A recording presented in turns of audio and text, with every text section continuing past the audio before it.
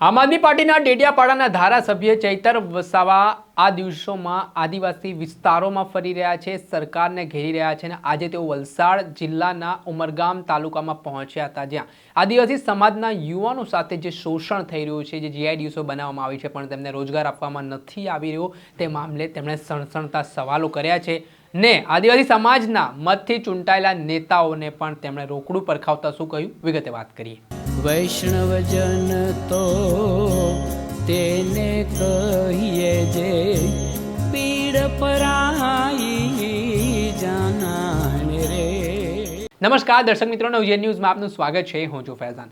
આજે વલસાડના ઉમરગામ ખાતે ડેડિયાપાડાના ધારાસભ્ય ચૈતર વસાવા દ્વારા એક વિશાળ રેલી યુવાનોને સાથે રાખીને કાઢવામાં આવી, જેમાં જે 2 જીઆઈડીસી બનાવવામાં આવી છે અને આ જીઆઈડીસીમાં 15% જ રોજગારી અત્યાર સુધી ત્યાંના લોકોને મળી છે।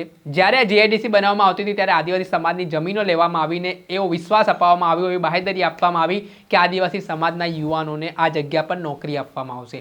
85% જેટલા યુવાનોને હજી રોજગારી ના મળી હોવાના આરોપો ધારાસભ્ય ચૈતર વસાવાએ કર્યા છે ને આજે તેમણે સવારના સમયે એક વિશાળ રેલી પણ કાઢી છે ને આ જે કંપનીઓ છે તે આદિવાસી સમાજનું શોષણ કરી રહી છે, ઓવરટાઈમ કામ કરવામાં આવી રહ્યા છે, તેમના પર ભારણ વધારવામાં આવી રહ્યું છે, તેવી કંપની સામે પણ ધારાસભ્ય લાલઘૂમ થયા છે ને એવી કંપનીઓને ચેતવણી આપી છે કે જો આગામી સમયમાં આનું નિરાકરણ લાવવામાં નહીં આવે ને જે આદિવાસી સમાજ સાથે જે શોષણ યુવાનોનું તમે કરી રહ્યા છો તે બંધ કરવામાં નહીં આવે તો અમે જનતા રેડ કરીશું ને કાયદેસરની કાર્યવાહી કરવામાં આવશે।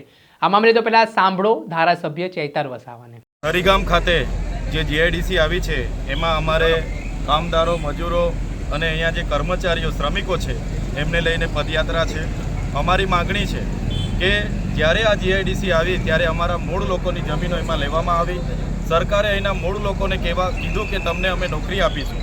આજે 85% જે મૂળ લોકો છે એને નોકરી મળતી નથી। જે લોકોને થોડા ઘણા અંશે નોકરી મળે છે એ લોકોને પણ કાયમી કરવામાં આવતા નથી।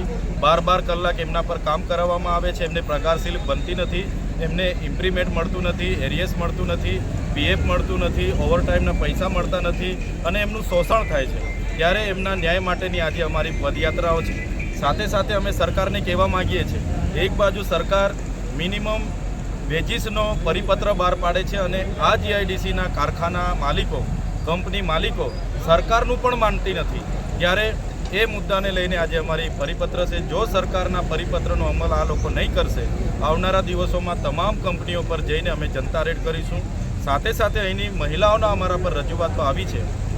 અહીંના કેટલાક નેતાઓ જે અહીંના મૂળ માલિકો છે, 3-3, 4-4 પેઢીથી પોતાનું ઘર છે, ઘરવેરો ભરે છે, વીજળી વેરો ભરે છે, પાણી વેરો ભરે છે, એવા લોકોને નોટિસો અપાવી રહ્યા છે।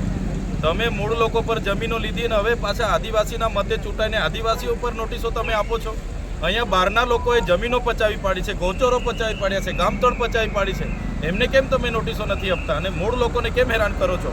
ત્યારે એવા નેતાઓને પણ કહેવા માગીએ છીએ, તમે ચાવીથી ચાલતા રમકડા બનવાનું બંધ કરો। ઉદ્યોગપતિઓના મતેથી તમે નથી ચૂંટાયા, આદિવાસીઓના મતેથી ચૂંટાયા છો, અહીંની રિઝર્વ બેઠકો પરથી ચૂંટાયા છો। જો તમે અમારા લોકોના ઘરો તોડવાની વાત કરશો, બુલડોઝર ફેરવવાની વાત કરશો, અમારા લોકોને હેરાન કરવાની વાત કરશો, આજે તો અમે પદયાત્રા કરીને રેલી કરીએ છીએ પણ એ દિવસોમાં અમે રેલો રહીને તમારા ઘરે આવીશું, બિસ્તરા પોટલા સાથે મહિના તમારા ઘરે રહેવું પડશે, અમે રહીશું પણ અમારા લોકોને હેરાન થવા નહીં દઈએ। એ આજના આ રેલીના માધ્યમથી અમે સંદેશો પણ આપવા માંગીએ છીએ। આપણે સાંભળ્યા હતા ડેડિયાપાડાના ધારાસભ્ય ચૈતર વસાવા। તેઓ હાલ આટલેથી નથી અટક્યા, તેમણે જે રાજકીય નેતાઓ, ધારાસભ્યો કે સાંસદ સભ્યો જે આદિવાસી સમાજના મતથી ચૂંટાઈને ત્યાં સુધી પહોંચ્યા છે તેઓ માત્ર ચાવીના રમકડા બન્યા હોય તે પ્રકારના આરોપો તેમણે લગાવ્યા છે ને આગામી દિવસોમાં તેઓ આ યુવાનો માટે લડાયક ભૂમિકામાં જોવા મળશે તેવી ચીમકી પણ તેમણે ઉચ્ચારી છે। દર્શક મિત્રો, આવા જ નવા વિડીયો સાથે આપણે માહિતગાર કરતા રહીશું, એટલે નવજીવન ન્યૂઝ જોતા રહો।